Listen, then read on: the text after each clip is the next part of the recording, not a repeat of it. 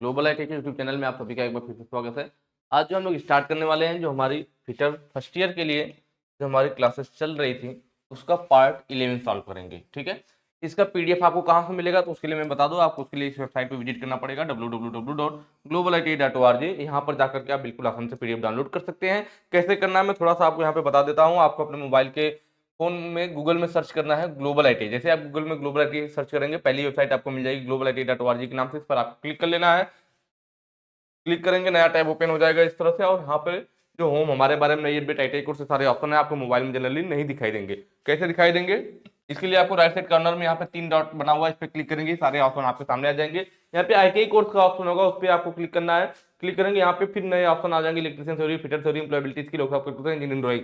आप fitter theory आपको चाहिए, फिटर थ्योरी पे क्लिक कर लीजिए, नया टैब ओपन हो जाएगा। नीचे को स्लाइड करेंगे, दो ऑप्शन है, fitter theory first year, fitter theory second year. आपको फर्स्ट ईयर का डाउनलोड करना, फर्स्ट ईयर पे क्लिक कर लीजिए। क्लिक करेंगे, इस तरह से नया टैब ओपन होगा, नीचे को स्लाइड करेंगे। ठीक है, यहाँ पे देखिए, यहाँ पे लिखा हुआ है ना fitter theory first year PDF, लिखा है ना fitter theory first year question bank PDF part 1, फिर ऐसे ही पार्ट 2, पार्ट 3, पार्ट 4, पार्ट 5, इस नाम से इस तरह से आप यहाँ पे क्लिक करके बिल्कुल आसानी से, आगे देखिए न्यू भी लिखा हुआ है, तो क्लिक करके बिल्कुल आसानी से डाउनलोड कर सकते हैं। क्लिक करेंगे, आपको पीडीएफ डाउनलोड हो जाएगा, ओपन भी हो जाएगा, आप वहां देखेंगे। प्लस पॉइंट इसमें है कि जो हमने आपको पीडीएफ दिया हुआ है, इसमें हिंदी प्लस इंग्लिश दोनों लैंग्वेज है। साथ में उसका जो आंसर है क्वेश्चन के जस्ट नीचे हमने दे दिया, जिससे कि आपको दिक्कत ना हो। ठीक है, मोबाइल फोन में भी आसानी से देख पाओ, ऐसा नहीं क्वेश्चन देख लिया फिर आंसर देखने के लिए नीचे स्लाइड करके देखना पड़ रहा है। तो इसलिए हमने क्या किया कि हर एक क्वेश्चन के नीचे आंसर दे दिया, जिससे आपको फोन वगैरह में भी देखने में परेशानी ना हो। चलिए हम लोग क्वेश्चन की तरफ चलेंगे। ठीक है, आज का हमारा पहला क्वेश्चन है, छेनी की धार पर क्राउनिंग का उद्देश्य क्या है। जी, जो चीजल होती है ना, चीजल की जो एज होती है उस पर क्राउनिंग किया जाता है। क्राउनिंग क्या है, क्राउनिंग देखिए, जो हमारी चीजल होती है, ये चीजल होगी ना, चीजल की जो कटिंग एज होती है, ये बिल्कुल सीधा नहीं बनाया जाता। यह चीज मैंने हैमर में भी आपको बताया था कि जो चीजल की कटिंग एज होती है, चीजल की जो कटिंग एज होती है, वह बिल्कुल सीधा ऐसे ना बना करके थोड़ा सा गोलाई में लिए हुए उसकी कटिंग एज बनाई जाती है, इस टाइप से।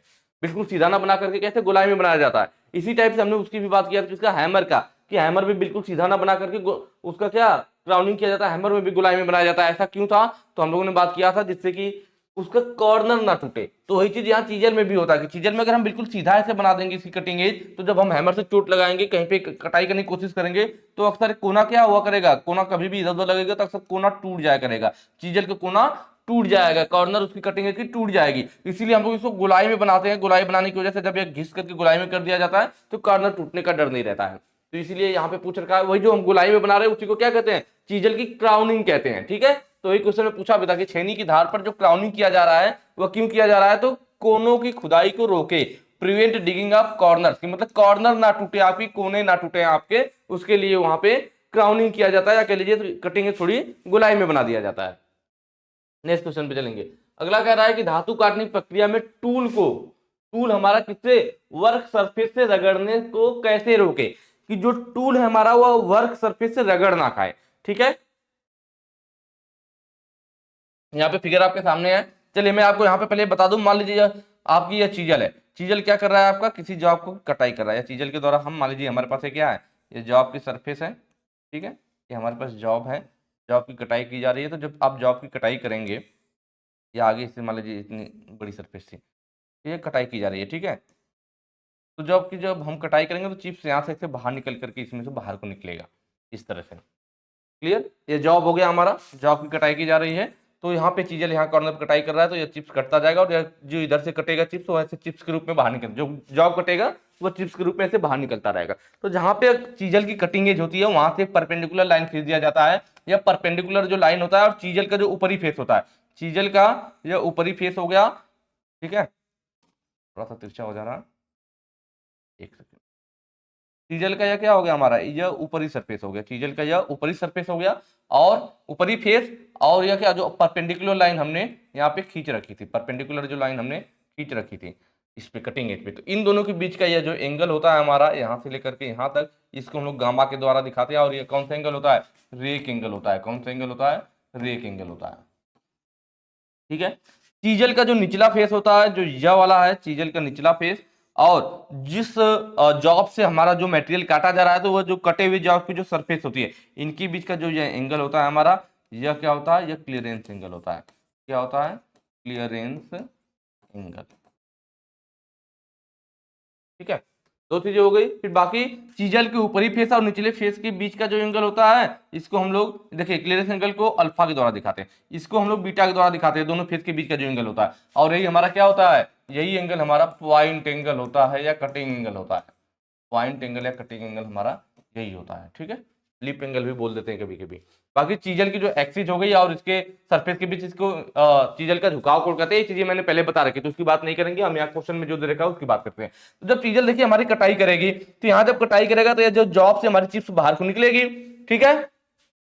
तो किस पे डिपेंड करेगा, कह रहा है कि टूल वर्क सरफेस से रगड़ने को कैसे रोके। तो देखिए जब हमारा चीजल नीचे को झुकेगा, अगर चीजल को आप नीचे को झुकाओगे, नीचे झुकाओगे तो आके वर्क के मतलब जॉब है या जो वर्क है इसकी सरफेस से रगड़ कब खाएगा, जब चीजल नीचे झुकेगी तो इसका सरफेस जॉब से रगड़ खाएगा, और हमें उसी को रोकना है। जब हमारी चीजल नीचे को झुकेगी तो इसका जो सरफेस होगा जॉब से क्या रगड़ खाएगा, तो जो नीचे वाला सरफेस है और जॉब के बीच का जो एंगल उसे क्या कहते हैं, क्लियरेंस एंगल कहते हैं। मतलब जब हमारी चीजल झुकेगी तो क्लियरेंस एंगल का मान क्या होगा भाई, झुकेगी तो चीजल नीचे को आएगा तो क्लियरेंस एंगल का मान कम होगा, जब क्लियरेंस एंगल का मान कम होगा तो चीजल की जो सरफेस है वो जॉब से रगड़ खाने लगेगी। मतलब आप कह सकते हो कि क्लियरेंस एंगल अगर घटेगा चीजल नीचे आएगी, क्लियरेंस एंगल तब आपका कम होगा, क्लियरेंस एंगल कम होगा तो जॉब की जो चीजल की जो सरफेस है वो जॉब से रगड़ खाएगी। तो इससे बचाने के लिए हमें क्या करना पड़ेगा, इसका मतलब हमें क्लियरेंस एंगल का मान या जो क्लियरेंस एंगल दे रखा है इसका मान हमें क्या करना पड़ेगा, ज्यादा रखना पड़ेगा।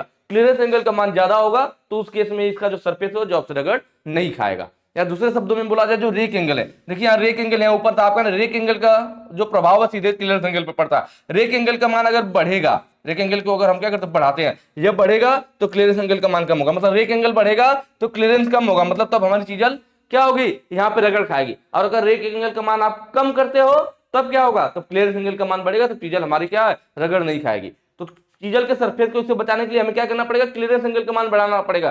क्लियरेंस एंगल अगर ज्यादा होगा तो इसकी सरफेस जॉब की सरफेस से रगड़ नहीं खाएगी। वही पूछा भी है कि टूल जो वर्क सरफेस से रगड़ को कैसे रोकेंगे, तो क्लियरेंस एंगल को बढ़ा देंगे तो रुक जाएगा। तो ऑप्शन सी देखिए increase clearance angle, option C सही हो जाएगा, ठीक है। बी में क्या दिया था, इंक्रीज रेक एंगल, भाई रेक एंगल ये ऊपर वाला है ना, अगर आप रेक एंगल को बढ़ाओगे, इंक्रीज करोगे किसको, रेक एंगल को, रेक एंगल का जब मान बढ़ेगा तो क्या होगा, क्लियरेंस एंगल का मान कम होगा। मैंने बताया ना दोनों दूसरे इफेक्ट डालते, रेक एंगल का मान अगर बढ़ेगा तो क्लियरेंस एंगल घटेगा, तो जब घटेगा तो यह क्या होगा, यह जॉब से रगड़ खाने लगेगा। जबकि क्वेश्चन में बोला था कि हमें टूल को वर्क सरफेस से रगड़ने से रोकना है, तो अगर आप रेक एंगल का मान कम करते तब न रुकता, रेक एंगल का जब मान बढ़ाएंगे तो क्लियरेंस एंगल का मान कम होगा तो इससे रगड़ खाएगा, तो इसलिए ऑप्शन सही नहीं हो सकता है, ठीक है। नेक्स्ट क्वेश्चन पे चलेंगे। अगला कह रहा है धातु की इस प्रॉपर्टी के नाम बताइए जो शॉक या इंपैक्ट को सहन कर सके। यह दे रखा है, देखिए ये सब चीजें हम लोग पहले भी पढ़ चुके हैं, लेकिन मैं एक बार और आपको जल्दी जल्दी थोड़ा सा रिवीजन करवा देता हूँ कि टेनेसिटी क्या होता था। हमने बात किया था कि कोई वस्तु है, किसी वस्तु पर अगर टेंसाइल फोर्स लगाया जाए, दोनों साइड हम फोर्स लगा रहे हैं तनाव वाला, टेंसाइल फोर्स लगा रहे हैं, खिंचाव बल लगा रहे हैं, और वस्तु उस टेंसाइल फोर्स को सहन कर लेती है बिना टूटे, बिना फटे या बिना क्रैक हुए, ठीक है। अगर उस फोर्स को सहन कर लेती है, इस तनाव बल को, हम इस वस्तु पे देखिए दोनों साइड में टेंसाइल फोर्स लगा रहा हूं, टेंसाइल का मतलब तनाव बल, दोनों साइड खींच रहा हूं लेकिन यह पेन टूट नहीं रही है, इसका मतलब पेन क्या कर रही है, जो मैं इस पे टेंसाइल फोर्स लगा रखा हूं उसको यह पेन सहन कर ले रही है, टूट नहीं रही है, इसका मतलब वो उसका विरोध कर रही है, तो उसी को क्या बोला जाता है, टेनेसिटी बोला जाता है, ठीक है। हार्डनेस का बोलते हैं, तो जब कोई वस्तु कटने घिसने का विरोध करती है तो उसको हार्डनेस बोला जाता है। कोई भी वस्तु, भाई हार्डनेस का मतलब क्या, कठोर है, कठोरता का मतलब है कि वो वस्तु ना जल्दी कटेगी ना जल्दी घिसेगी। भंगुरता से क्या मतलब है कि जब किसी वस्तु पे इंपैक्ट लोड, इंपैक्ट लोड का मतलब होता है अचानक पड़ने वाला लोड। इंपैक्ट का मतलब जैसे मान लीजिए कोई क्या है, ये हमारे मान लीजिए क्या है, यह तराजू है, इस पर आप आराम से 1 किलो का बटकरा ला करके आराम से रख दीजिए, तो ये नॉर्मल हो गया। पर मैं तराजू पे क्या करूं, दूर से 1 केजी का बटकरा जो है, 1 केजी का जो हमारा किलो आता है उसको मैं दूर से फेंक दूं, जो बटकरा है उसको 1 केजी का दूर से फेंकूं, तो क्या होगा, जब दूर से फेंकोगे तो अचानक से आकर के इस पे गिरेगा तो इंपैक्ट लोड कहलाएगा। आप कभी भी देखना, अगर आपके पास इलेक्ट्रॉनिक कांटा है, कोई भी तराजू है, इलेक्ट्रॉनिक कांटा यहाँ पे लगा होगा, यहाँ पे उसकी रीडिंग दिखाएगी, अगर आप धीरे से 1 केजी ले जाके रखते हैं, आराम से हाथ से ले जाकर के धीरे से रखेंगे, अगर 1 केजी का बटकरा रखेंगे ना, तो पहले रखते ही क्या होगा, 600 700 800 900 होते हुए तब 1 केजी पहुंचेगा, मतलब कम से ज्यादा 700 होगा, 800 होगा, 900 होगा, फिर जाकर के 1000 ग्राम पे पहुंचेगा। अगर आप धीरे से हाथ से ले जाकर रखते हो तो धीरे धीरे वजन बढ़ेगा, लेकिन अगर हम इसको दूर से फेंक दे इस पे, तो अगर आप जो हमारा 1 केजी बटकरा है उसको दूर से फेंकेंगे तो जाकर के क्या होगा, अचानक से इस पे गिरेगा, वो इंपैक्ट लोड कराएगा, और जब तुरंत ऊपर से जाके एक बार नीचे जब यहाँ पहली बार सरफेस से टकराएगा ना, उसमें पता चलेगा इसका वजन कितना चला जाएगा, 1.5 केजी चला जाएगा, और उसके बाद फिर धीरे धीरे कम होकर 1 केजी आएगा। तो इंपैक्ट लोड वाले में पहले अचानक से ज्यादा लोड पड़ता है, फिर वो कम होकर के एक्चुअल में आता है, लेकिन जब आप आराम से ले जाकर रखेंगे तो कम से फिर ज्यादा होता है। ठीक है, तो इंपैक्ट लोड में अचानक से ज्यादा लोड लगता है, तो वही होता है ब्रिटलनेस में। ब्रिटलनेस में क्या होता है कि जब इंपैक्ट लोड पड़ता है, अचानक लोड पड़ता है, तो यह जो ब्रिटलनेस होती है, जिस मेटल के अंदर ब्रिटलनेस का गुण होता है, वह टुकड़ों टुकड़ों में बिखर जाता है। क्या होता है, टुकड़ों टुकड़ों में बिखर जाता है। कास्ट आयरन के अंदर ब्रिटलनेस का गुण होता है, कास्ट आयरन के अंदर क्या होता है, ब्रिटलनेस का गुण होता है। चलिए, टफनेस क्या है, तो टफनेस ही हमारा वह गुण है जो इंपैक्ट लोड को सहन कर लेता है। अचानक से शॉक लगता है, जो झटका लगता है, या इंपैक्ट लोड लगता है, तो उसको बिना टूटे बिना झुके सहन कर लेता है। कौन, टफनेस। यह भंगुरता का विपरीत गुण रखता है। देखिए, भंगुरता क्या था, अचानक पड़ने वाले लोड को सहन नहीं कर पा रहा था। जो हमारा अचानक से लोड पड़ रहा था, इंपैक्ट लोड पड़ रहा था, उसको सहन नहीं कर पा रहा था, टुकड़ों टुकड़ों में बिखर जा रहा था, या बिना अस्थायी विकृति दिए, बिना स्थायी विकृति मतलब बिना कोई डिफॉर्मेशन दिए सीधे टूट जाता है, बिना स्थायी विकृति दिए टूट जाता है। इसमें कोई अस्थायी विकृति नहीं होती है, इंपैक्ट लोड पड़ता है तो। ठीक है, टुकड़ों टुकड़ों में बिखर जाता है ब्रिटलनेस। जबकि इसका विपरीत है, इस पे अगर इंपैक्ट लोड पड़ेगा या अचानक शॉक पड़ेगा तो यह उसको सहन कर लेता है, तो वो टफनेस कहलाता है कि इस वस्तु के अंदर टफनेस का गुण है। तो ऑप्शन डी आपका सही हो जाएगा कि वो शॉक या इंपैक्ट को सहन कर ले रहा है, तो इसका मतलब उसके अंदर टफनेस का गुण है। यह ब्रिटलनेस का विपरीत गुण रखता है। नेक्स्ट क्वेश्चन पे चलेंगे। अगला कह रहा है वह कौन सा पार्ट मेजरिंग फेस है जो बाहरी माइक्रोमीटर के फ्रेम में फिट होता है। देखिए, बाहरी माइक्रोमीटर का मतलब आउटसाइड माइक्रोमीटर की बात कर रहा है, यह मैंने एक फिगर ले रखा है, यह आउटसाइड माइक्रोमीटर का फिगर है। ठीक है, तो इसमें इस वाले पार्ट को हम लोग क्या कहते हैं, फ्रेम कहते हैं। इस वाले पार्ट को हम लोग क्या कहते हैं, फ्रेम कहते हैं। यहाँ पे दिखा नहीं रखा है, यहाँ पे क्या लगा होता है, लॉक नट भी लगा होता है, जिसकी मदद से हम लोग इसको लॉक करते हैं। क्या लगा होता है, लॉक नट। यह हमारा क्या होता है, तो यह हमारा जो होता है बैरल या स्लीव होता है। क्या होता है, बैरल, या फिर इसको स्लीव भी बोलते हैं, स्लीव। यह जो होता है हमारा क्या होता है, तो यह हमारा थिम्बल होता है। क्या होता है, थिम्बल होता है। ठीक है, यह हमारा रैचेट स्टॉप होता है, रैचेट स्टॉप। इन सब बारे में मैंने पहले ही डिटेल में बता रखा है, तो यहाँ पे हम लोग ज्यादा टाइम नहीं खराब करेंगे। यह हमारा क्या है, ये हमारा स्पिंडल है, स्पिंडल। और यह जो आगे वाला हिस्सा लगा हुआ ना, इसको हम लोग एन्विल बोलते हैं। क्या बोलते हैं, एन्विल। तो क्वेश्चन में क्या पूछा है कि कौन सा पार्ट है मेजरिंग फेस है। ठीक है, इसमें कौन सा पार्ट मेजरिंग फेस है जो बाहरी माइक्रोमीटर के फ्रेम में फिट होता है। तो देखिए, बाहरी माइक्रोमीटर, आउटसाइड माइक्रोमीटर क्या है, क्या फ्रेम है। फ्रेम में क्या फिट है, तो स्पिंडल तो इधर थिम्बल के अंदर लगा हुआ है, तो फ्रेम में हमारा क्या फिट है, फ्रेम में यह वाला पार्ट हमारा फिट है, जो कि मेजरिंग फेस। जब भी कोई भी किसी भी चीज का फेस को मापोगे तो जॉब यहीं पे तो लगाई जाएगी, जब ऐसे लगाओगे तो मेजरिंग फेस इसके संपर्क में आएगा ना, जो कि फ्रेम में फिट है। बात किया कहां फिट है, जो बाहरी माइक्रोमीटर के फ्रेम में फिट होता है। तो फ्रेम में यहाँ पे क्या फिट होता है, तो यहाँ पे फिट होता है, मैंने आपको बताया एनुअल फिट होता है, जो कि किसी जॉब की जब हम माप लेते हैं तो मेजरिंग फेस उसके संपर्क में आता है। इसका मेजरिंग फेस इसके जॉब के संपर्क में आता है, तो इसको क्या कहते हैं, इसको एनुअल कहते हैं। तो ऑप्शन ए सही हो जाएगा कि वो पार्ट एनुअल होता है, मेजरिंग फेस होता है, जो कि बाहरी माइक्रोमीटर के फ्रेम में फिट होता है। ठीक है, बाकी बैरल या स्लीव क्या है मैंने आपको बता दिया, रैचेट स्टॉप क्या है यह भी बता दिया, स्पिंडल क्या है यह भी हमने यहाँ पे आपको बता दिया है। ठीक है, नेक्स्ट क्वेश्चन पे चलेंगे। अगला क्वेश्चन है इस माइक्रोमीटर का नाम क्या है।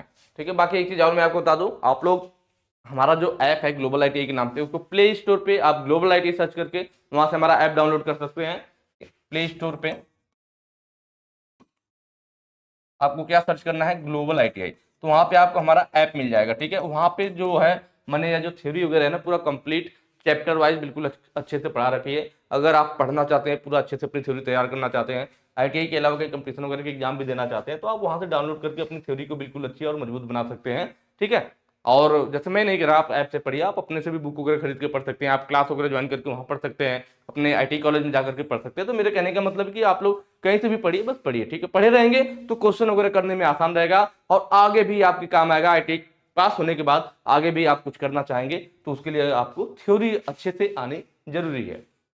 चलिए, तो इस माइक्रोमीटर का नाम क्या, तो यह जो माइक्रोमीटर है पहले भी आ चुका है, इसको हम लोग क्या कहते हैं, बेस कहते हैं, या फिर स्टॉक भी बोला जाता है। आगे इसकी एक्सटेंशन रॉड लगी होती है, जो कि अलग अलग सेट में पाई जाती है, एक्सटेंशन रॉड होती है हमारे। ठीक है, और ये हमारा क्या है, ये बैरल या स्लीव है, बैरल या स्लीव। ठीक है, यह हमारा क्या है, यह हमारा थिम्बल है।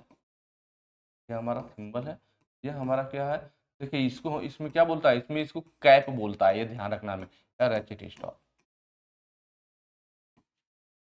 ठीक है, कैप वाली चीज ध्यान रखना। हमारा यह डेप्थ माइक्रोमीटर का ऑप्शन ऐसे ही हो जाएगा। डेप्थ माइक्रोमीटर ये ऐसा माइक्रोमीटर है जिसमें इसको क्या कैप या कैप बोला जाता है, रैचेट स्टॉप को। ठीक है, क्या बोलते हैं, कैप बोलते हैं। इसका यूज किया जाता है गहराई मापने के लिए, कहीं भी गहराई मापने के लिए एक्सटेंशन रॉड या अलग अलग हमारे साइज में आता है, सेट में आता है। डेप्थ के हिसाब से हम लोग एक्सटेंशन रॉड को चेंज करके अलग अलग डेप्थ को भी माप सकते हैं। इनसाइड माइक्रोमीटर क्या होता है, तो देखिए यह वाला जो फिगर है ना, यह इनसाइड माइक्रोमीटर का फिगर है। किसका है, इनसाइड का। देखिए यह हमारा हैंडल होता है, ये हमारा क्या होता है, हैंडल होता है। इसको पकड़ते हैं और यह वाला जो हिस्सा आपको दिख रहा है ना, यह प्लंजर टाइप का होता है। तो इसको दबाते हैं तो यह दब जाता है, ऐसे दबा देंगे छोटा हो जाएगा। फिर कहीं भी आपका ग्रुस्ट कटा कुछ भी होल है तो उसके अंदर डाल करके जैसे ही हाथ छोड़ेंगे या फिर फैल जाएगा। ठीक है, या तो इसको आप दबा लीजिए और यहाँ हैंडल से लॉक हो जाता है, इसको दबाएंगे और दब जाएगा, हैंडल से घुमा करके लॉक कर लीजिए, फिर होल के अंदर ले जाइए। या कोई इस तरह से कोई जॉब है हमारा, इसका आंतरिक माप लेना है। देखिए भाई इनसाइड माइक्रोमीटर आंतरिक माप लेगा, तो पहले इसको आप दबा करके छोटा कर लीजिए और इसको ऐड देंगे तो उसी पे वो लॉक हो जाएगा। फिर आप ले आएंगे इसके अंदर, होल के अंदर डालेंगे, फिर जैसे हैंडल को ऊपर से घुमाएंगे वह खुल करके इसमें फैल करके टकरा जाएगा। पूरा जब टकरा जाएगा फिर लॉक करके उसको बाहर निकाल लीजिए और उसकी रीडिंग पढ़ लीजिए। तो इनसाइड माइक्रोमीटर का काम क्या होता है, आंतरिक माप लेने के लिए, वो उस टाइप से होता है। ठीक है, वर्नियर माइक्रोमीटर और आउटसाइड माइक्रोमीटर। तो देखिए ये नीचे वाला जो है आउटसाइड माइक्रोमीटर, अभी इसके जस्ट पीछे भी हम लोगों ने आउटसाइड माइक्रोमीटर का फिगर देखा था। तो इस तरह से जो नॉर्मल होता है, अभी जो पीछे वाला भी था आउटसाइड माइक्रोमीटर जो था, तो उसको हमने देखा था। पर वर्नियर माइक्रोमीटर एक है, वर्नियर माइक्रोमीटर का फिगर मैंने यहाँ पे ले रखा है। ठीक है, अब यह क्या चीज है थोड़ा सा समझ में नहीं आ रहा होगा तो अभी क्लियर हो जाएगा। देखिए वर्नियर माइक्रोमीटर, तो vernier micrometer same to same हमारा आउटसाइड माइक्रोमीटर की तरह ही होता है, जैसा यह होता है ना वैसा ही होता है। बस यह जो हिस्सा दिखाया गया ना, इस वाले पार्ट को आपका क्या किया है, यहां से लेकर के यहां तक जो हमारा पार्ट है ना, इसको जूम कर दिया, इसको जूम करके यहाँ पे दिखा रखा। क्यों जूम करके दिखा रखा है, क्योंकि फर्क क्या है हम कैसे पहचानेंगे। तो वर्नियर माइक्रोमीटर में क्या होता है ना, जैसे नॉर्मल आउटसाइड माइक्रोमीटर है तो इस टाइप से इसमें सिर्फ एक डेटम लाइन होती है, डेटम लाइन पे हमारे मेन स्केल बनी होती है। लेकिन वर्नियर माइक्रोमीटर में क्या होता है कि ये डेटम लाइन पे मेन स्केल के अलावा इसके ऊपर 10 और भी सीधी लाइनें खींच दी जाती है। पैरेलल या स्लीव पे 10 समांतर सीधी लाइनें खींच दी जाती है, जिसको हम लोग वर्नियर लाइन कहते हैं। हमारा पैरेलल स्लीव पे क्या होता है, यह जो मेन स्केल बना हुआ था ये तो रहता ही है, ये हमारा आउटसाइड माइक्रोमीटर में था। लेकिन वर्नियर वाले में क्या होता है, 10 लाइनें और समांतर में खींच दी जाती है, जिन्हें हम लोग क्या कहते हैं, वर्नियर लाइन कहते हैं। क्या कहते हैं, वर्नियर लाइन बोला जाता है। तो वर्नियर लाइनें खींच दी जाती है। तो फायदा क्या होगा इसका, तो इसका फायदा यह कि जैसे यह जो आउटसाइड माइक्रोमीटर होता है, इसका लिस्ट काउंट जो होता है 0.01 mm होता है, मतलब ये मिनिमम माप इतना ले सकता है। लेकिन जो वर्नियर माइक्रोमीटर होता है, इसमें 10 खाने वर्नियर लाइन की खींच दी जाती है, जिससे इसकी एक्यूरेसी और ज्यादा 10 गुना एक्यूरेसी बढ़ जाती है। इसका जो लिस्ट काउंट होता है वह 0.001 mm हो जाता है, ये इसकी लिस्ट काउंट हो जाती है। मतलब इसकी अपेक्षा यह 10 गुना ज्यादा शुद्धता में माप देता है। ठीक है, तो वर्नियर माइक्रोमीटर का एक फायदा होता है। क्लियर हो गया, नेक्स्ट क्वेश्चन पे चलेंगे।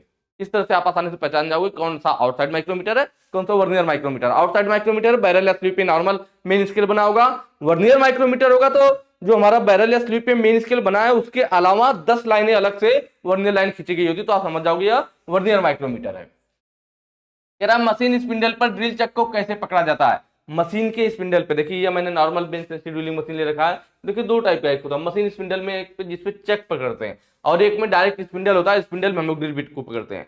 एक ड्रिलिंग मशीन होती है जिसमें हम लोग ड्रिल बिट को कहाँ, चक में पकड़ते हैं, और एक ड्रिलिंग मशीन होती है जिसमें डायरेक्ट स्पिंडल में हमारा ड्रिल बिट को पकड़ा जाता है। तो डायरेक्ट जहाँ स्पिंडल में ड्रिल बिट को पकड़ते हैं वहां तो कोई दिक्कत नहीं है, पर जहाँ चक वाली बात आती है तो चक को हम लोग कहाँ पकड़ते हैं, जो ड्रिल चक होती है ना, वो ड्रिल मशीन की स्पिंडल होता है, तो यहाँ पे हम लोग आर्बर बना होता, कहाँ, बाई आर्बर। तो वही होगा मशीन स्पिंडल पर ड्रिल चक को कैसे पकड़ा जाता है, तो आर्बर के द्वारा पकड़ा जाता है। किसके द्वारा, आर्बर के द्वारा।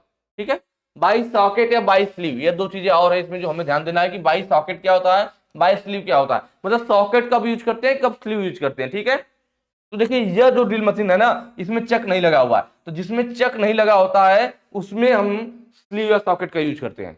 जिस ड्रिल मशीन में ड्रिल चक लगा होता है उसमें स्लीव या सॉकेट नहीं यूज होता। स्लीव सॉकेट हम कहाँ यूज करते हैं, जिस ड्रिल मशीन में डायरेक्ट हम लोग स्पिंडल में ड्रिल बिट को पकड़ते हैं। इसमें हमारा क्या, चक नहीं लगा होता, डायरेक्ट हम लोग ड्रिल बिट को कहाँ करते हैं, स्पिंडल में पकड़ते हैं। इसमें जो ड्रिल बिट पकड़ी जाती है वो टेपर सैंक वाली होती है, जबकि इसमें जो ड्रिल बिट पकड़ी जाती है वो स्ट्रेट सैंक वाली होती है। ड्रिल चक में स्ट्रेट सैंक वाला और डायरेक्ट स्पिंडल में जो पकड़ते हैं वो टेपर सैंक वाला पकड़ते हैं।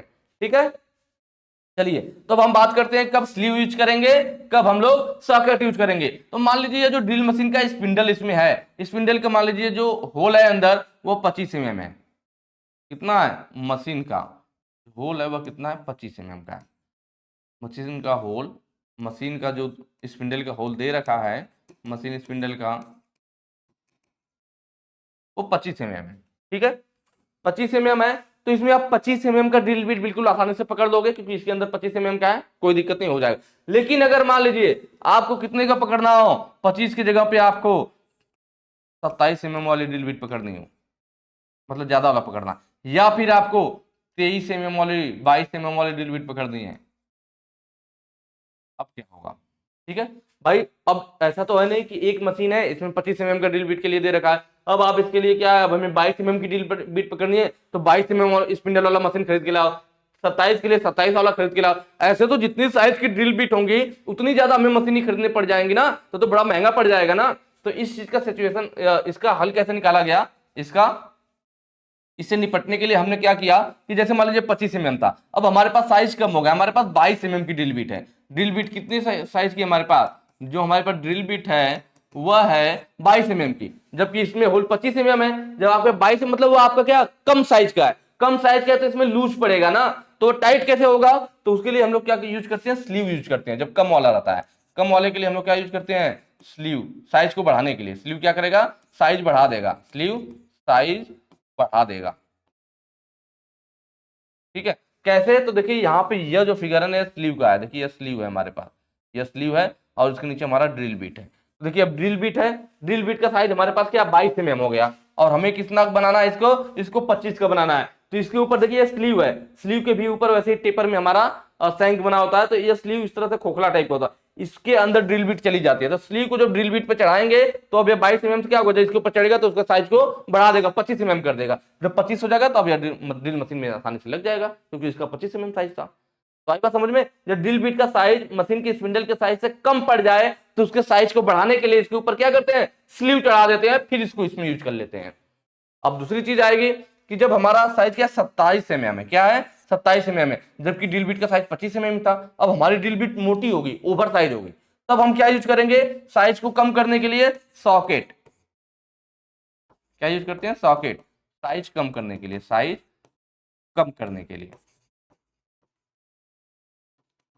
साइज कम करने के लिए कैसे होगा, तो देखिए इधर वाला जो हिस्सा है यह हमारा सॉकेट है, यह क्या है हमारा, यह हमारा सॉकेट है, और इसके नीचे जो है हमारी यह ड्रिल बीट है। तो मान लीजिए ड्रिल बीट हमारे किस साइज की है, 27 वाली होगी, हमें चाहिए 25 का। तो यहाँ ध्यान से देखिए सॉकेट दो स्टेप है, स्लीव एक ही स्टेप में था। सॉकेट में देखिए अगर यह 27 का तो इसका यह वाला हिस्सा 27 का होगा, लेकिन इसका ऊपरी हिस्सा कितने का होगा, 25 का होगा। दिख रहा होगा आपको, नीचे वाला ज्यादा चौड़ा है, ऊपर का डाया कम है, तो नीचे वाला 27 के ऊपर 25 का। अब नीचे 27 का आया और ये ड्रिल बिट भी 27 की थी, तो 27 वाला 27 पे चढ़ जाएगा, लेकिन इसके ऊपरी हिस्सा क्या कम कर दिया गया, 25 का कर दिया गया। अब यह वाला आसानी से मशीन की स्पिंडल में लग जाएगा।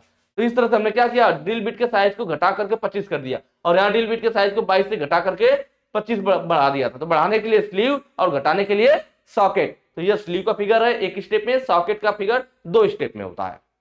क्लियर हो गया होगा मेरे ख्याल से। ठीक है चलिए नेक्स्ट क्वेश्चन पे चलेंगे। अगला कह रहा है कौन सी ड्रिलिंग मशीन में स्पिंडल हेड को कॉलम के पास और दूर करा जाता है। कौन सी ड्रिलिंग मशीन है जिसमें स्पिंडल के हेड को हम लोग कॉलम के पास ले आ सकते हैं और दूर भी ले जा सकते हैं। पहला कह रहा है पिलर ड्रिलिंग मशीन। देखिए यह जो मशीन है ना हमारी, पिलर ड्रिलिंग मशीन होती है, यह बेंच सेंसिटिव ड्रिलिंग मशीन का एक बड़ा रूप है। इसमें लंबा पिलर होता है, यह जो पिलर होता है ना लंबा पिलर होता है, इसको हम लोग डायरेक्ट फर्श पे भी लगा देते हैं। यह जनरली हमारा 75 mm तक की ड्रिल करने के लिए यूज किया जाता है। कितने तक के लिए, 75 mm तक की ड्रिल करने के लिए, थोड़ा हैवी वर्क के लिए यूज होता है। ठीक है बेंच सेंसिटिव ड्रिलिंग मशीन, तो यह जो लास्ट वाला दे रखा है, तो यह जो फिगर है हमारा बेंच सेंसिटिव ड्रिलिंग मशीन का है। बेंच सेंसिटिव बोला जाता है इसलिए इसको हम लोग जनरली कहां लगाते हैं, इसकी हाइट कम होती है तो हम खड़े होकर के काम कर पाए। ऐसा तो नहीं कि ड्रिल मशीन पे आप बैठ करके काम करोगे, खड़े होकर के काम कर पाए, उसके लिए एक उचित ऊंचाई पे आना जरूरी है। तो इसलिए हम लोग बेंच सेंसिटिव ड्रिलिंग मशीन को कहां लगाते हैं, नाम ही लिखा है बेंच, तो इसको हम लोग एक बेंच पे लगाते हैं। इस मशीन को बेंच पे या फाउंडेशन पे लगाया जाता है, तो ये बेंच सेंसिटिव ड्रिलिंग मशीन होती है। ये जो आपको दिख रहा है, ठीक है, ये जनरली हमारा 12.5 mm तक के होल करने के लिए यूज किया जाता है। कितना, 12.5 mm तक ड्रिल करने के लिए। उसके बाद बारी आएगी gang drilling machine, radial drilling machine. ठीक है, तो गैंग ड्रिलिंग मशीन क्या है, तो यह वाला जो फिगर है आपका, गैंग ड्रिलिंग मशीन होता है। गैंग ड्रिलिंग मशीन में आपको पहले भी बता चुका हूं कि जब एक बेंच सेंसिटिव ड्रिलिंग मशीन होगी तो सिंगल बोला जाएगा।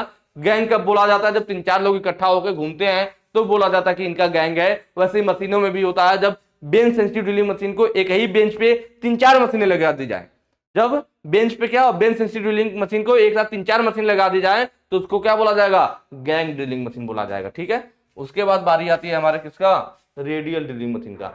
यह जो आपको फिगर ऑप्शन सी है रेडियल ड्रिलिंग मशीन, तो इसका फिगर यह है आपके सामने रेडियल ड्रिलिंग मशीन का। इसमें नीचे हमारा क्या है, बेस होता है और बेस पर देखिए ये एक भारी जॉब रखा गया। तो भारी जॉब पे ड्रिल करने के लिए रेडियल ड्रिलिंग मशीन यूज किया जाता है। यह लगभग 100 mm तक का ड्रिल कर सकता है, 100 mm तक ड्रिल करने के लिए। ठीक है, इसमें क्या होता है तो देखिए इसमें यह एक पिलर होता है। क्या होता है? हमारा पिलर होता है। ये हमारे पास पिलर है और यह जो होता है इसको हम लोग क्या बोलते हैं? इस वाले हिस्से को रेडियल आर्म बोलते हैं, रेडियल आर्म। इसीलिए इसका नाम रेडियल आर्म ड्रिलिंग मशीन रखा गया है ना, रेडियल ड्रिलिंग मशीन, या रेडियल आर्म बोलते हैं। और इस पर यह क्या होता है? हमारा स्पिंडल हेड होता है। क्या होता है? स्पिंडल हेड होता है। तो देखिए यहाँ पे क्या होता है, ये जो पिलर है, ये जो रेडियल आर्म है ना, इस पिलर पे पूरा ऊपर नीचे मूव कर सकता है और पूरा 360 डिग्री घूम भी सकता है।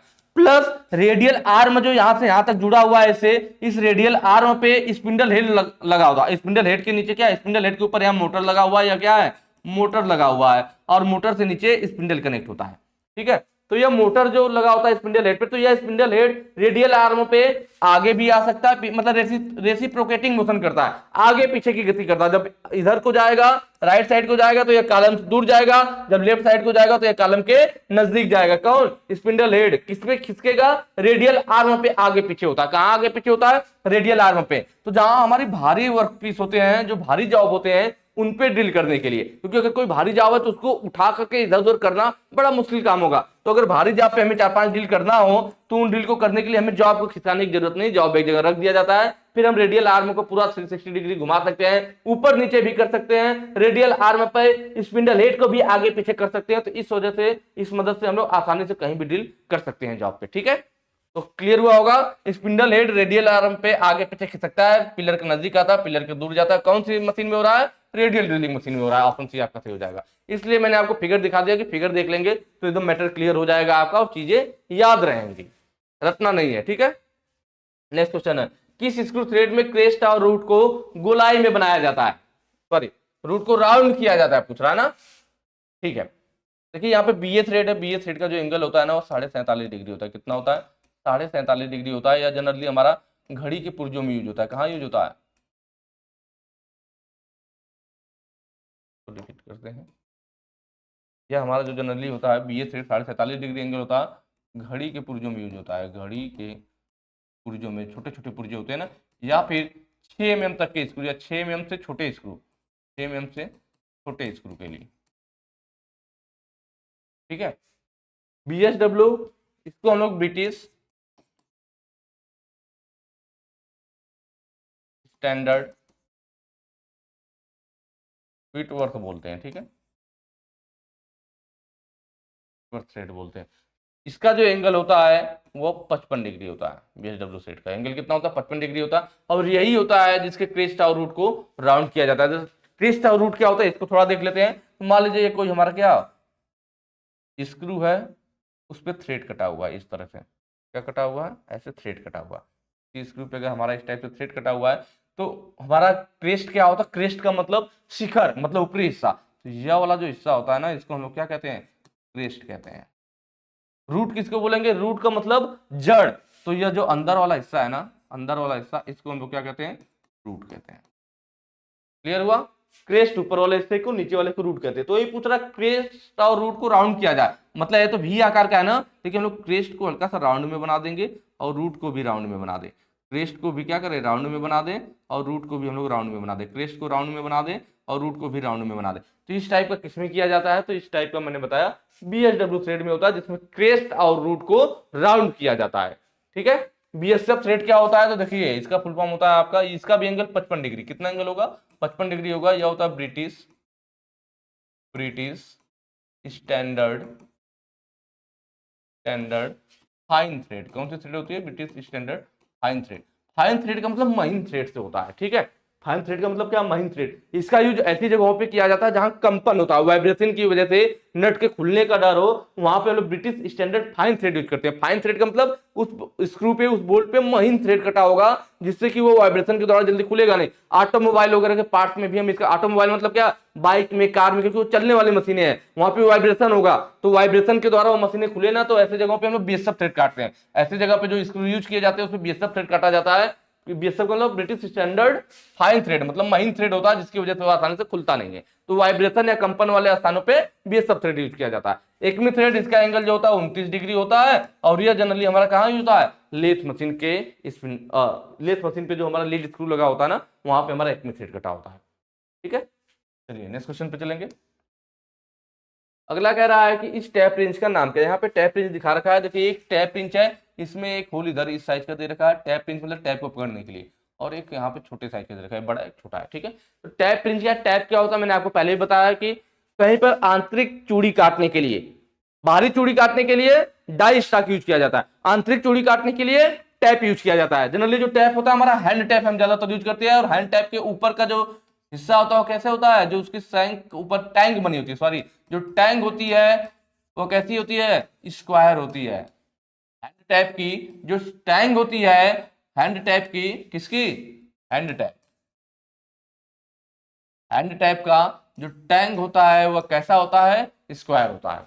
हैंड टैप का जो टैंक होता है वो स्क्वायर होता है, तो स्क्वायर होता है, तो इसलिए फिर हमें स्क्वायर होल भी बना हुआ, तो उस टैंक को इसमें फंसा करके आसानी से घुमा करके हम लोग थ्रेड काट पाते हैं। ठीक है, तो यह कैसा है, तो देखिए इसमें एक साइड यह दिया हुआ है हैंड टैप को पकड़ने का, दूसरा साइड यह टैप को पकड़ने का दिया, मतलब दो होल दिए हुए दो साइड के, तो दो ही साइड के टैप इसमें पकड़ पाएंगे, तो इसको लोग सॉलिड बोलते हैं, पूरा ठोस दिख भी रहा है, तो सॉलिड टाइप टैप रिंच होता है। कौन सा टैप रिंच होता है, सॉलिड टाइप टैप रिंच होता है। इसमें जिस साइज का होल दिया होगा सिर्फ उसी साइज के टैप को पकड़ पाएंगे, उसके अलावा अगर कोई और साइज का टैप पकड़ना तो हम नहीं पकड़ सकते, क्योंकि ये सॉलिड टाइप टैप रिंच होता है, इसमें साइज को चेंज नहीं किया जा सकता है। अगला है टी हैंडल टैप रिंच, तो यह वाला फिगर देखिए कैसा दिख रहा है, टी हैंडल जैसा दिख रहा है ना, आकृति देखिए टी जैसा बन रहा है ना, तो टी हैंडल टैप रिंच बिल्कुल आसान है, उसी आकृति भी है इसका।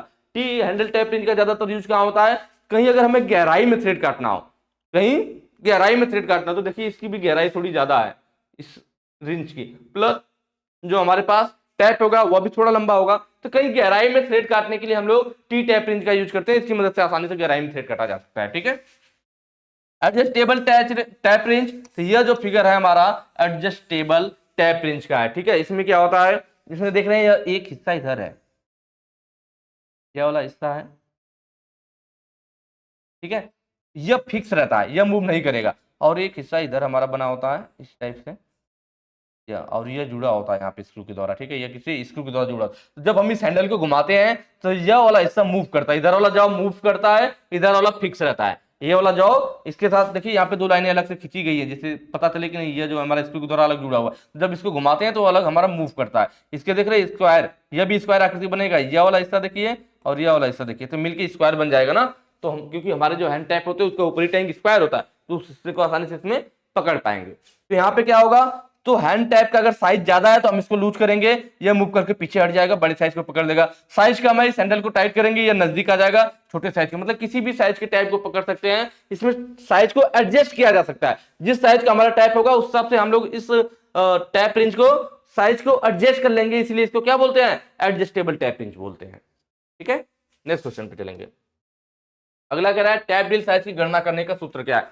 देखिए ये फार्मूला मैं आप लोगों को पहले भी बता चुका हूं, ठीक है, कैसे बताया था मैंने, याद कीजिए, मैंने बताया था टैप ड्रिल साइज, मैंने क्या लिख दिया था, TDS, टैप ड्रिल साइज बराबर हमने बात किया था क्या, टैप साइज, क्या बात किया था, tap size minus 2 into D. D क्या होती है, थ्रेड की गहराई होती है, मैंने बताया था। डी क्या होता है, डेप्थ होता है, थ्रेड की गहराई होती है, ये हमारा क्या होता है, गहराई होता है। ठीक है, तो एक चीज और मैंने बताई थी, जब ये फार्मूला मैंने आपको बताया था तो मैंने बताया था कि जो टैप ड्रिल साइज होता है इसको हम लोग क्या कहते हैं, माइनर डाया भी कहते हैं, क्या बोलते हैं, माइनर डाया भी बोलते हैं। और जो टैप साइज होता है इसको हम लोग मेजर डाया भी बोलते हैं, मेजर डाया। जिनको ये चीज याद हो, इसलिए मैंने चीज पहले बताया था, जिनको याद होगा आसानी से कर लेंगे। तो यहाँ पे देखिए टैप ड्रिल साइज बराबर क्या दिया, मेजर डाया। देखिए टैप साइज के ये चाहे मेजर डाया के, ये दोनों की बात है, -2 into depth, -2 into D, D को हम लोग क्या कहते हैं, डेप्थ कहते हैं, गहराई कहते हैं। तो दोनों एक ही बात होगी, तो ऑप्शन ए हमारा बिल्कुल सही, पहला वाला ही मिल गया।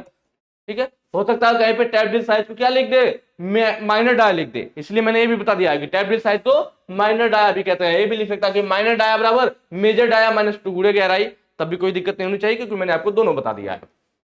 चलिए नेक्स्ट क्वेश्चन पे चलेंगे।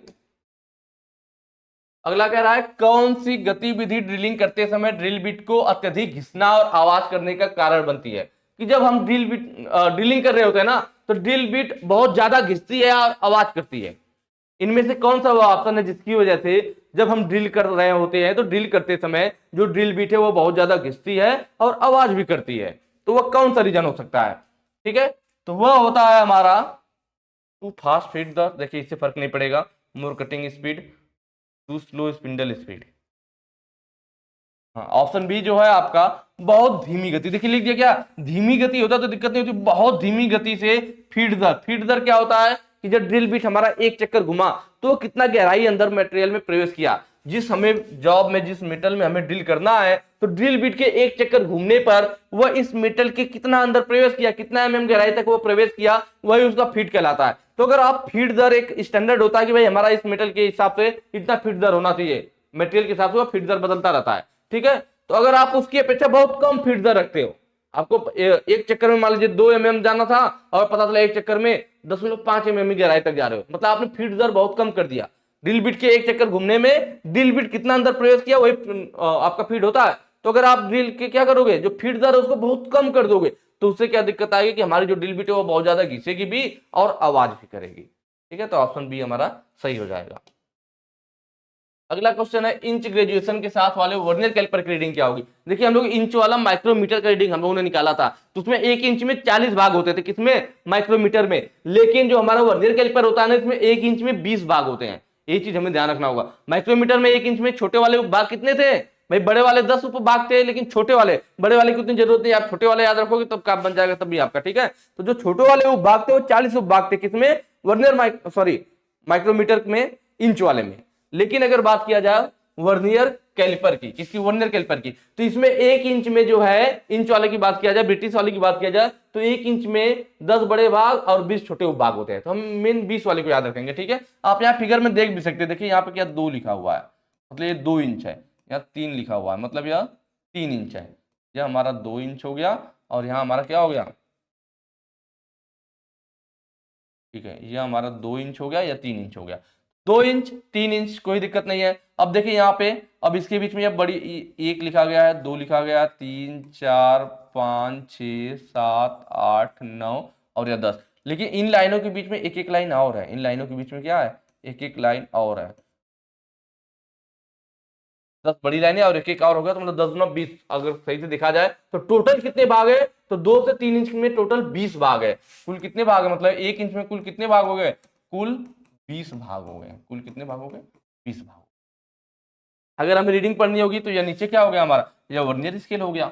ठीक है, तो हमारा फार्मूला क्या होगा रीडिंग के लिए, रीडिंग के लिए हमारा फार्मूला होगा मेन स्केल की माप। क्या होगा, मेन स्केल की माप प्लस वर्नियर स्केल का मेन स्केल से मिलने वाले भाग की संख्या, वर्नियर स्केल का मेन स्केल से मिलने वाले भाग की संख्या इनटू लिस्ट काउंट, ये चीज होती है हमारे पास। ठीक है, तो मेन स्केल की रीडिंग पहले लेंगे। देखिए अगर यहाँ पे 2 है, 2 इंच है यहाँ पे ना, और यहाँ पे 3 इंच है, और यह देखिए वर्नियर स्केल का 0 यहाँ पे, वर्नियर स्केल का 0 कहाँ पे, यहाँ पे है, तो वर्नियर स्केल 0, हमें ये रीडिंग पढ़नी होगी, 2 इंच से पहले है। तो देखिए यहाँ पे क्या है, 9 8 7 5 4 3 2 2 है, तो इसका मतलब यहाँ पे क्या रहा होगा, यहाँ पे लास्ट में 1 भी तो रहा होगा। ठीक है, यहाँ पे हमारा एक छोटा वाला 1 होगा, इसका मतलब यहीं पे हमारा मेन क्या शुरू हुआ होगा, 1 इंच। भाई यहाँ पे हमारा क्या रहा होगा, 1 इंच यहीं पे तो रहा होगा, तभी तो फिर यहाँ पे फिर 0 रहा होगा, 0 के बाद ऐसे 10 खाना बढ़ रहा होगा तो 1 इंच पहुंचा होगा, फिर 2 इंच, फिर 3 इंच, फिर 4 इंच ऐसे बढ़ रहा है। तो मेन स्केल की माप कितनी हो जाएगी, देखिए 1 इंच प्लस कितने छोटे खाने हैं, तो ये जो 0 है ना हमारा 4 है, 4 है, 4 के आगे एक और छोटा खाना है, उसके थोड़ा सा आगे है, तो कितने टोटल खाने हो गए, तो आपको मालूम है कि 4 दूना 8, भाई 1 2 3, ठीक है, 4 5, सॉरी यहां से गिनेंगे अगर हम तो 0 से ये एक वाला भी तो छूट गया, यहाँ पे 1 रहा होगा ना, तो उधर भी तो 2 खाना मिलेंगे, तो 2 खाना में यहाँ 4 हो जाएगा, 5 6 हो जाएगा, 7 8 9, 9 छोटे उपभाग मिलेंगे आपको। कितने मिलेंगे? 9 मिलेंगे। एक और तरीका मैं बताऊंगा, पहले इसको देख लीजिए। 9 उपभाग मिलेंगे तो उससे आप कर सकते हैं कि 1 इंच प्लस 9 उपभाग, इन दोनों को आप गुणा कर लीजिए। भाई अब पहले क्या है, 1 इंच है ना, 1 इंच के बाद यहाँ 2 इंच है, इसका मतलब 1 इंच रहा होगा। 1 इंच के आगे कितना खाना मिला हमें? तो 9 उपभाग मिले। तो हमें मालूम है 20 भाग में, भाई 1 इंच में टोटल 20 भाग है, तो मतलब आप कह सकते हो 20 भाग में कितना है? 1 इंच है। तो एक भाग का मान 1/20 बराबर क्या हो जाएगा? दशमलव लगाएंगे 10, जीरो लगाएंगे 100, 20 0.05 इंच। किसका मान आ गया? एक छोटे वाले भाग का मान आ गया। तो हमें मालूम है 1 इंच प्लस 9 भाग ना 4 है, तो एक में 2 भाग किया गया तो 4 दूना 8, प्लस एक छोटा वाले से भी आ गया, तो 9 भाग है। तो हम 9 भाग का मान निकालेंगे, तो जो एक भाग का मान 0.05 इंच है, तो 9 का क्या होगा? तो 9 का गुणा कर दीजिए, 9 गुणे 0.05 क्या आ जाएगा? 9 पचे 45, 2 अंक पे दशमलव है तो 2 अंक पे दशमलव, 0.45 आ जाएगा। ठीक है, कितना इंच में आ गया ये हमारा? तो यह सिर्फ 9 भाग का मान आया। तो हमारा क्या 1 इंच प्लस 9 भाग है ना, तो 1 इंच को इसमें जोड़ेंगे तो 1.45 इंच आ जाएगा। यही हमारी मेन स्केल की माप होगी। ठीक है, या दूसरा तरीका देखिए, एक तरीका ये हो गया, थोड़ा सा ये हार्ड टाइप पे लग रहा होगा खाने गिनने में। दूसरा देखिए यहाँ पे, ये क्या है हमारा 1 इंच था ना, तो 1 इंच के बाद जैसे यहाँ पे देख रहे हैं 2 लिखा हुआ है, यहाँ पे क्या है 2 है, इस वाले को मैं दिखाता हूँ आपको।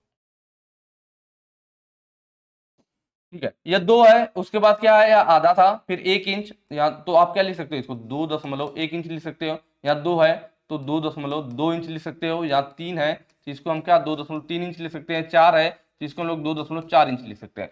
ठीक है, 5 है तो 2.5 इंच लिख सकते हैं। लेकिन देखिए 4 और 5 के बीच में भी तो एक आधी लाइन है, तो इसको क्या लिखेंगे? तो देखिए यहाँ पे 2.4 लिखिए, 2.40 लिखिए, एक ही बात है। 2.5 लिखिए, 2.50 लिखिए, 5 जीरो लिखिए, एक ही बात है। तो 2.4 और 2.5 के बीच में एक छोटी लाइन है, तो आप इसे क्या लिखेंगे? तो आप इस छोटी वाली लाइन को क्या लिख सकते हैं? इसको लिख सकते हैं 2.45। भाई 2.40 से आगे 2.50, इसके बीच में जो छोटी लाइन रहेगी तो इसके आधे पे रहेगी ना, तो 2.40 2.50, यहाँ पे 2.45 कह सकते हैं ना। दशमलव की संख्या, दशमलव के बाद की संख्या को 4 5 पढ़ते हैं, हालांकि मैं आपको समझाने के लिए ऐसे बोल रहा हूँ, गलत मत समझिएगा। तो 2.40 2.50, तो बीच वाला क्या है? तो 2.45 कह सकते हैं। तो वैसे ही अगर हम यहाँ पे देखें तो हमारा 1 इंच था ना, यहाँ आएंगे तो 1.2 इंच हो जाएगा, इस वाले पे आएंगे तो 1.3 इंच हो जाएगा, इस वाले पे आएंगे 1.4 इंच हो जाएगा, इस वाले पे आएंगे 1.5 इंच हो जाएगा। लिखिए जीरो कहाँ है? तो जीरो देखा जाए तो ये 4 और ये 5 हो गया। जीरो हमारा क्या है, जो बीच में छोटी लाइन है उससे थोड़ा सा आगे है ना, तो 40 कहिए या 50 कहिए, एक ही बात मैंने बताया ना, जीरो बढ़ाइए कोई फर्क नहीं पड़ेगा। तो 1.40 1.50, तो यह हमें इस वाली लाइन की रीडिंग लेनी है, इस वाली लाइन। तो इसको क्या बोलेंगे? 40-50 के बीच में क्या होगा? 1.45 इंच। तो देखिए इस तरह से निकालिए, या डायरेक्ट आप यहीं से देख करके पकड़ सकते हैं कि 1.45 इंच होगा क्या मेन स्केल की माप। तो 1.45 इंच प्लस वर्नियर स्केल का कौन सा भाग मिल रहा है? तो देखिए यहाँ पे दिखा रखा है कि यह हमारा बड़ा वाला भाग क्या है? 10 है। बड़ा वाला भाग 10 है, और उसके एक जस्ट पहले वाला भाग मिल रहा है, यहाँ एरो दिखा रखा है क्वेश्चन में, यह मिल रहा है। तो 10 के एक पहले जस्ट कौन सा भाग होगा? 9वां भाग होगा। तो यहाँ पे 9 लिख देंगे इनटू लिस्ट काउंट। देखिए जी वर्नियर कैलिपर है, अगर नॉर्मल मीट्रिक की बात करता, किसकी बात करता? मीट्रिक की बात करता, मीट्रिक की बात करता, तो 0.02 mm लिस्ट काउंट हो जाती। लेकिन यहाँ पे हमें इंच वाली बात किया, इंच मतलब ब्रिटिश की बात किया है। तो ब्रिटिश में क्या होता है? ब्रिटिश में जो वर्नियर कैलिपर के लिस्ट काउंट होता है वो 0.001 इंच होता है। ठीक है, चलिए तो हम लिस्ट काउंट इंच ब्रिटिश वाला रख लेंगे, 0.001 रख लेंगे। अब देखिए क्या हो जाएगा, 1.45, इनका गुणा कर देंगे आपस में, 0.009 हो जाएगा। ठीक है, दोनों को आपस में जोड़ दीजिए, 1.459 आ जाएगा, हमारी यही रीडिंग आ जाएगी। ऑप्शन देख लीजिए, ऑप्शन बी आपका सही हो जाएगा, 1.459। तो बिल्कुल आसान है, बस आपको ये ध्यान रखना है कि वर्नियर कैलिपर में जो होता है हमारा 1 इंच में 20 भाग होते हैं, 10 बड़े भाग और 20 छोटे उपभाग। एक भाग का मान निकाल के आसानी से कर लेंगे। कॉम्बिनेशन सेट के किस भाग का उपयोग 90 डिग्री और 45 डिग्री कोण को चिन्हित करने और जांचने के लिए किया जाता है? देखिए इसलिए मैंने कॉम्बिनेशन सेट का फिगर ले रखा है, जिससे आपको सारी चीजें मैं बता दूंगा कि कौन सा पार्ट क्या होता है। देखिए यह हमारा स्टील रूल होता है, यह क्या होता है? स्टील रूल होता है। स्टेट, इसको क्या कहते हैं, प्रोटेक्टर हेड, प्रोटेक्टर हेड बोला जाता है। इस वाले को क्या बोलते हैं, इसको हम लोग सेंटर हेड बोलते हैं, सेंटर हेड बोलते हैं।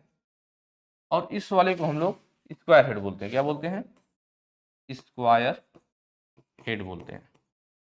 ठीक है, तो जो हमारा सेंटर हेड होता है, इसके जो बीच का यह एंगल होता है ना, ये कितना होता है, तो ये 90 डिग्री रहता है। इसका यूज क्या होता है, तो इसका नाम है सेंटर हेड और काम भी है सेंटर निकालना। किसी बेलनाकार जॉब का सेंटर निकालने के लिए सेंटर हेड यूज किया जाता है। प्रोटेक्टर हेड जो हमारा ये वाला हिस्सा प्रोटेक्टर हेड होता है, इसका काम क्या होता है, तो जैसे चांदा होता है ना, वह 1 डिग्री का कोण माप सकता है, मिनिमम मतलब ना आपका मिनिमम 1 डिग्री का कोण माप सकता है या कोण बना सकता है। तो वही सेम काम इसका भी प्रोटेक्टर हेड का होता है। यह भी 1 डिग्री तक का कोण को माप सकता है या बना सकता है। ठीक है, 1 डिग्री मिनिमम 1 डिग्री तक के कोण को माप या बना सकता है। उसके बाद बारी किसकी आती है, स्क्वायर हेड की बात आती है। स्क्वायर हेड में देख रहे हैं एक सिरा बिल्कुल सीधा होता है और दूसरा सिरा जो होता है 45 डिग्री पे होता है। ठीक है, स्क्वायर हेड में क्या होता है, एक सिरा सीधा, दूसरा सिरा यह क्या होता है, यह स्केल से हमारा 45 डिग्री पे होता है। और ये जो सिरा सीधा है यह स्केल से कितना बना रहा है, तो ये स्केल से 90 डिग्री बता रहा है। मतलब हम स्क्वायर हेड की मदद से एक सिरे से 90 डिग्री के कोण बना सकते हैं और दूसरे से 45 डिग्री का कोण बना सकते हैं। किसकी मदद से, स्क्वायर हेड वाले सिरे की मदद से। तो ये पूछा भी था कि किसका उपयोग 90 डिग्री और 45 डिग्री के कोण को बनाने और चेक करने के लिए, तो क्या है, स्क्वायर हेड है। तो ऑप्शन सी हमारा सही हो जाएगा, स्क्वायर हेड। ठीक, नेक्स्ट क्वेश्चन पे चलेंगे।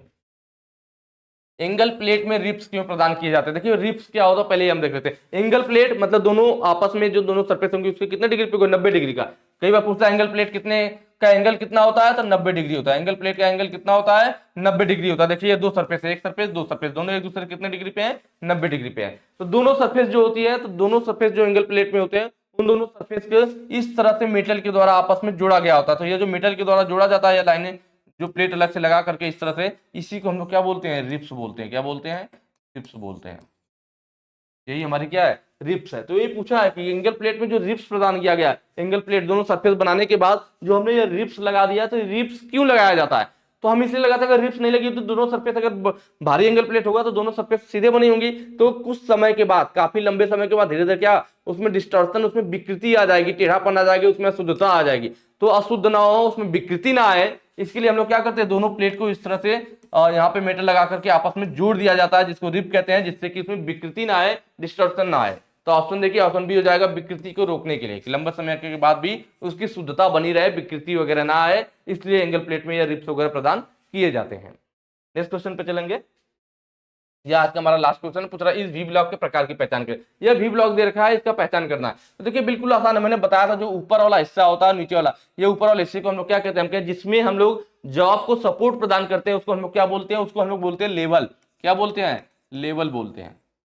और जो साइड वाला हिस्सा होता है, इसमें हम लोग क्या लगाते हैं, तो इसमें हम लोग यू क्लैंप लगा करके जॉब को पकड़ने का काम करते हैं। और इस वाले हिस्से को, साइड वाले हिस्से को जिसमें यू क्लैंप लगाते हैं, उसको क्या बोलते हैं, ग्रुप्स बोलते हैं। क्या बोलते हैं, ग्रुप्स बोलते हैं। ठीक है, तो इस फिगर में देखिए एक लेवल ऊपर एक लेवल नीचे, मैंने बताया था जिसमें दो लेवल होते हैं, तो एक साइड का एंगल 90 डिग्री रहता है और दूसरे साइड वाला बड़े जाव को पकड़ने के लिए, बड़े डाया के जाव को पकड़ने के लिए उसका एंगल 120 डिग्री रहता है। जिसमें एक ही लेवल है तो उसका एंगल 90 डिग्री रहेगा। लेकिन अगर दो लेवल वाला है तो एक लेवल 90 डिग्री का, 120 डिग्री का, एक दूसरा वाला 120 डिग्री का होता है। 120 डिग्री वाला बड़े डाया के जाव को पकड़ेगा, 90 वाला छोटे डाया के जाव को पकड़ेगा। तो देखिए यहाँ पे लेवल इसको बोलते हैं। तो यहाँ ऊपर भी एक लेवल, नीचे भी, दोनों साइड है ना, इधर भी लेवल कटा है, इधर भी, मतलब आप कह सकते हो क्या है, डबल लेवल है, इसमें डबल लेवल है। ठीक है, और ग्रुप्स तो साइड में एक ही ग्रुप कटा हुआ है, तो सिंगल ग्रुप्स बोलेंगे, सिंगल ग्रुप। तो ये ऑप्शन आपका सही हो जाएगा। ऑप्शन देख लीजिए, double level single group, option C सही हो जाएगा। सिंगल लेवल सिंगल ग्रुप कब बोलते हैं, तो यह वाला फिगर है। देखिए इसमें एक ही लेवल है, ऊपर वाला लेवल होता है हमारा, एक ही लेवल है और साइड में एक ही ग्रुप है, तो सिंगल लेवल सिंगल ग्रुप।